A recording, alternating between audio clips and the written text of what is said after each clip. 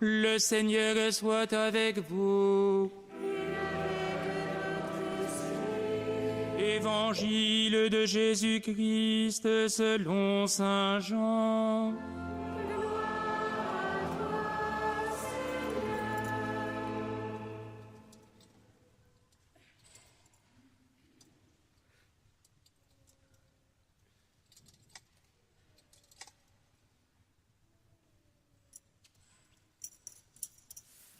En ce temps-là, une femme de Samarie dit à Jésus, « Seigneur, je vois que tu es un prophète. Eh bien, nos pères ont adoré sur la montagne qui est là. Et vous les Juifs, vous dites que le lieu où il faut adorer est à Jérusalem. » Jésus lui dit, « Femme, crois-moi, l'heure vient où vous n'irez plus ni sur cette montagne, ni à Jérusalem pour adorer le Père. Vous vous adorez ce que vous ne connaissez pas. Nous adorons ce que nous connaissons. Car le salut vient des Juifs. Mais l'heure vient, et c'est maintenant, où les vrais adorateurs adoreront le Père en esprit et vérité. Tels sont les adorateurs que recherche le Père. Dieu est esprit, et ceux qui l'adorent, c'est en esprit et vérité qu'ils doivent l'adorer. Acclamons la parole de Dieu.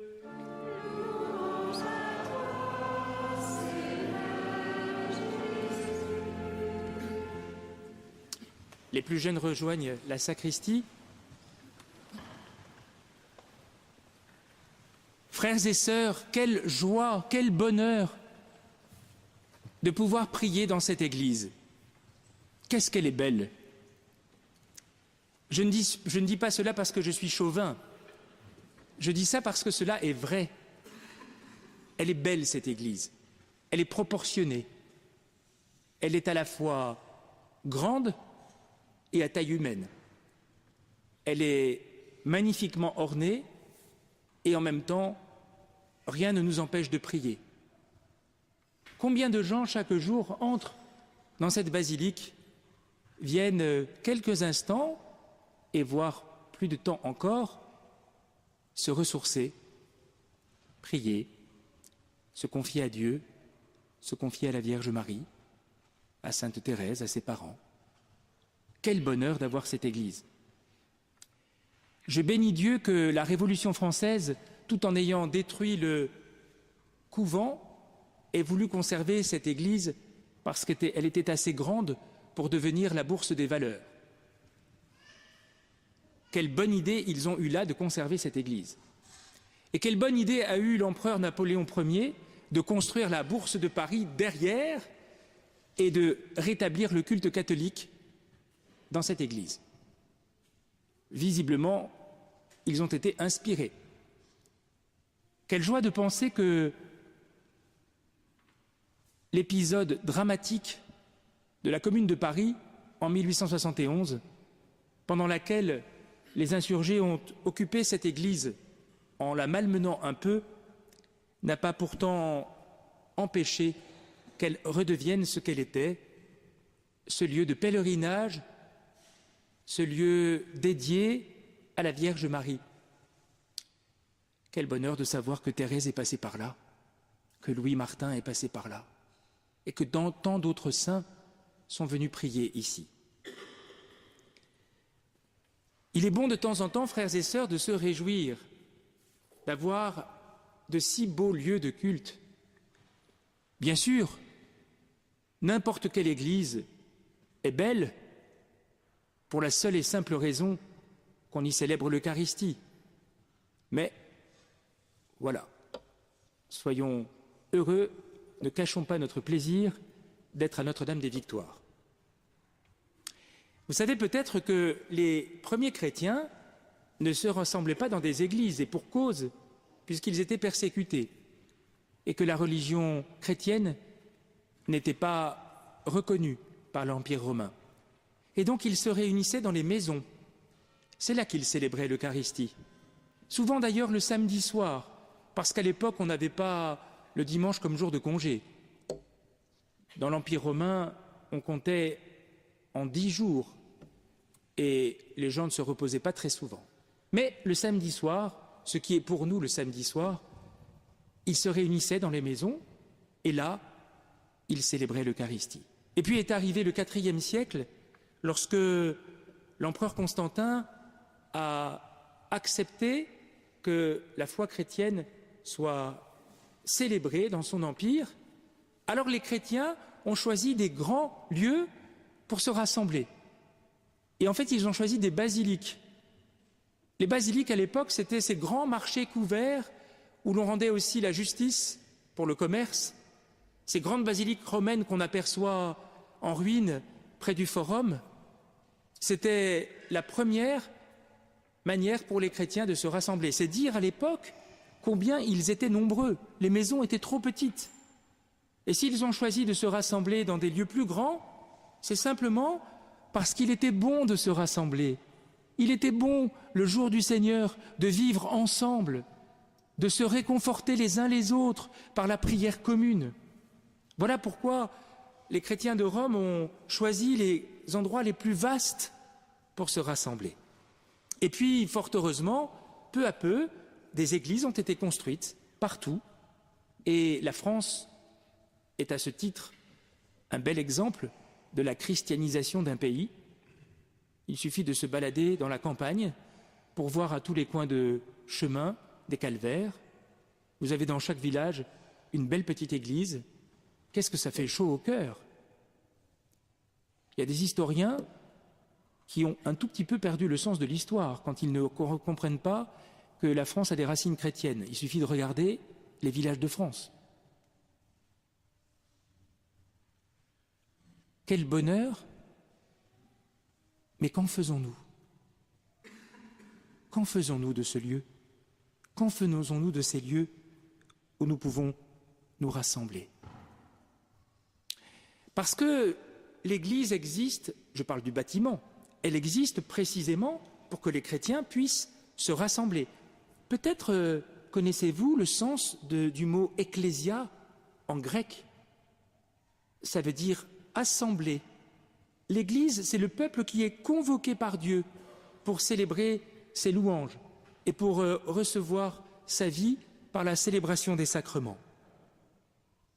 Que faisons-nous de ces lieux qui nous sont offerts, et en particulier, évidemment, Notre-Dame des Victoires, pour bénéficier de cette grâce qui nous est faite, d'être ensemble aujourd'hui, de prier, de nous soutenir les uns les autres, de célébrer la Sainte Eucharistie, de pouvoir communier, de pouvoir repartir ensuite fortifiés pour toute la semaine de ce que nous avons vu, entendu et reçu ici. Jésus, vous l'avez remarqué dans ce passage de l'Évangile que vous avez tous reconnu, évidemment, c'est la rencontre de Jésus avec la Samaritaine, au puits de Jacob. Sauf qu'on a choisi un passage tout particulier dans lequel la Samaritaine parle à Jésus de ce temple que les Samaritains ont construit en haut du mont Garitzim qui domine la ville de Sychar, et c'est là qu'ils rendent un culte à Dieu. Pourquoi le font-ils là? Parce que les Samaritains sont des gens qui ont beaucoup voyagé. Ils ont été déportés, ils sont revenus, ils se sont mêlés à des populations païennes, et ces hommes et ces femmes ne vont pas à Jérusalem. Pourtant, il n'y a plus normalement qu'un seul temple en Israël. Ce temple, c'est celui de Jérusalem. La réforme d'Ézéchias a fait que tous les autres lieux de culte ont été supprimés, sauf le temple du mont Garitzim. C'est peut-être ce qui vous explique pourquoi les Samaritains et les Juifs ne s'entendent pas beaucoup. Et c'est en particulier à cause du culte qui est rendu à Dieu dans le temple de Samarie que les Juifs ne veulent pas entendre des Samaritains, parler des Samaritains. Alors la question de la Samaritaine, elle est toute simple. Nos pères nous ont dit qu'il fallait adorer ici. Vous, les Juifs, vous dites que c'est à Jérusalem. Où faut-il aller? Vous voyez qu'elle est très accueillante à la parole de Jésus. Elle ne revendique pas le fait qu'il faille célébrer le culte dans le temple de Samarie. Elle est ouverte à ce que Jésus va lui dire. Et là, Jésus lui dit quelque chose que personne ne pouvait attendre. Jésus lui dit, vous l'avez entendu, l'heure vient où ce n'est ni à Jérusalem, ni ici, que vous allez adorer le Père. Peut-être ne comprenons-nous pas l'impact de cette parole de Jésus. Il faut bien vous représenter les choses à l'époque. Le temple de Jérusalem, c'est le lieu de la présence de Dieu. Vous avez entendu la très belle prière de Salomon dans le livre des rois. Voilà, Salomon qui bénit Dieu, qui vient habiter sur la terre à Jérusalem, dans le temple. Pour les Juifs, Dieu réside dans le temple. Et voilà que Jésus dit, ce n'est ni dans le temple ici, ni à Jérusalem qu'il faut adorer. Que veut dire Jésus? Jésus est en train d'annoncer l'alliance nouvelle. Effectivement, le temple de Jérusalem sera détruit. Et désormais, c'est en esprit et en vérité qu'il faut adorer le Père. Alors, avons-nous raison de nous rassembler dans cette Église? Bien sûr, parce que cette Église, elle n'est pas importante d'abord pour les pierres qui la constituent, mais pour les fidèles qui sont dedans, les pierres vivantes. C'est nous qui sommes importants en ce lieu, pas les murs, même s'ils sont très beaux, et même s'ils sont couverts d'ex-voto. Nous sommes importants parce que nous sommes le peuple de Dieu, nous sommes le corps du Christ rassemblé, nous sommes les pierres vivantes qui construisent cet édifice spirituel. Et pour que cet édifice puisse avoir une visibilité, il faut bien que nous nous rassemblions. Évidemment, on pourrait imaginer que tout le monde soit devant sa télé en ce moment, en train de regarder le jour du Seigneur. Vous mettriez les prêtres en chômage technique. Heureusement que tout le monde ne reste pas devant sa télé. Alors ce qui pousse les gens un tout petit peu à venir à la messe, ils se disent, c'est sûr, c'est bien la télé, on est dans son fauteuil, mais on ne reçoit pas la communion. Peut-être qu'un jour, on verra un distributeur de communion dans toutes les maisons, et les gens regarderont la télé et communieront à la fin. Non, je plaisante, évidemment. Et donc Jésus n'est pas hostile au fait que nous nous rassemblions dans cette église, évidemment. Mais la parole de Jésus vaut pour nous comme elle vaut pour la Samaritaine. C'est en esprit et en vérité qu'il faut adorer le Père. Alors permettez-moi, très rapidement, de parcourir la messe. Cette célébration la plus importante que nous vivons dans cette église, la célébration de l'Eucharistie. Je crois d'abord, frères et sœurs, qu'il faut se préparer à aller à la messe. On n'y va pas comme on va prendre un train, on n'y va pas comme si on allait faire des courses. Il faut s'y préparer. Et c'est important. Comment s'y préparer? Peut-être en lisant les textes du dimanche, chez soi, là pour le coup c'est possible, en préparant notre cœur et notre intelligence à accueillir la parole de Dieu. Je connais des familles dans lesquelles le samedi soir, les parents et les enfants lisent ensemble l'Évangile et en parlent entre eux. Voilà, ils labourent le terrain, ils préparent le terrain pour la messe du dimanche.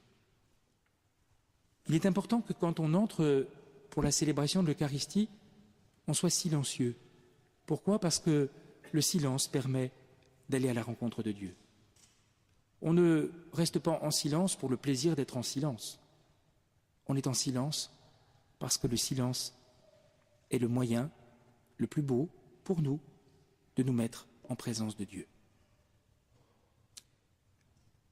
La liturgie de la parole est faite de telle manière que nous puissions la savourer. Nous sommes assis, nous sommes bien, l'église est chauffée, on n'a qu'à écouter. Je me suis opposé, quand je suis arrivé comme recteur, à ce que le texte de la parole de Dieu soit sur les feuilles, parce que je pense que l'écoute est plus importante que la lecture. La parole de Dieu est faite pour être proclamée, pas pour être lue. Sinon, venez tous avec votre iPhone et regardez les lectures pendant que je suis en train de vous parler. Et donc c'est volontairement que je ne mets pas la parole de Dieu sur la feuille de messe. Elle est faite pour être écoutée. L'évangile est solennel. Vous avez remarqué, les clercs viennent m'entourer de lumière.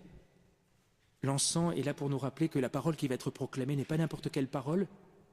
Aujourd'hui, je l'ai chantée pour manifester que c'est une solennité. Tout cela est fait pour nous faire comprendre l'importance de l'écoute de la parole de Dieu. Il y a l'homélie, bien sûr, et puis ensuite la profession de foi. C'est un moment essentiel, la profession de foi. C'est ce qui nous rassemble. C'est ce qui fait que nous sommes heureux d'être en communion dans cette Église. Et elle nous rassemble non seulement nous, mais elle nous tient en communion avec tous les chrétiens qui, de par le monde, se rassemblent en ce dimanche pour célébrer le Christ ressuscité. Elle nous tient en communion avec le pape François, qui célèbre le jubilé pour les SDF et les pauvres aujourd'hui. La profession de foi. Aujourd'hui, ça va se passer de manière un peu particulière puisque je vais encenser les piliers. Mais voilà, la profession de foi, il faut toujours nous rappeler qu'elle est là pour nous permettre ensemble d'être unis en communion dans le mystère de Dieu. L'offertoire n'est pas un temps de détente où on cherche des pièces dans... prenez plutôt des billets, où on cherche des pièces dans son sac, et on se tourne vers son voisin pour lui parler. Il se passe quelque chose à l'autel, vous l'avez remarqué, hein ? On dépose le pain, le vin, le dimanche on encense l'autel.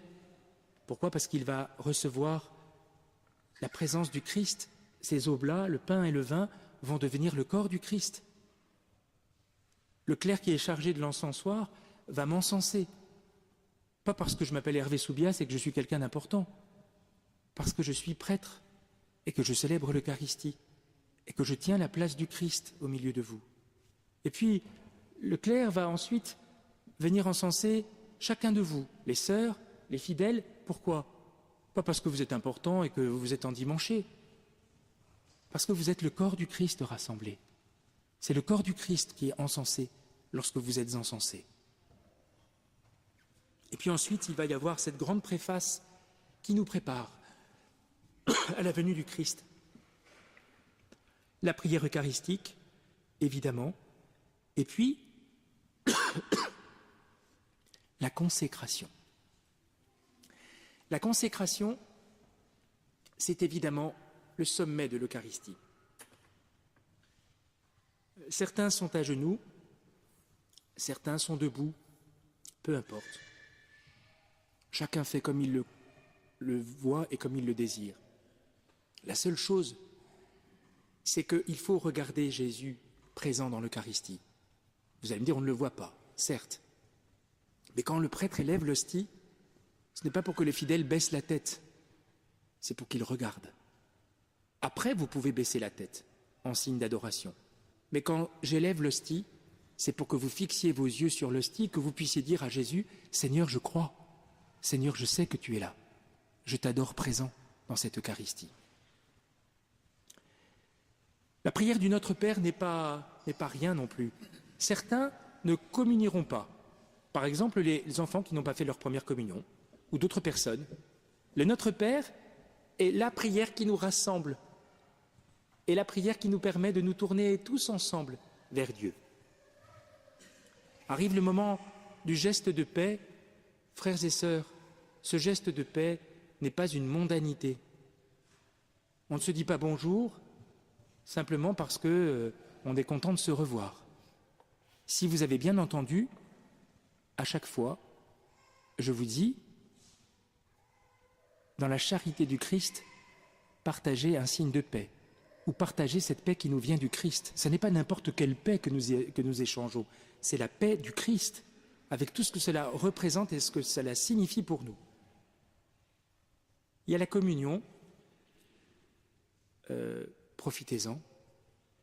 La communion, c'est un temps personnel.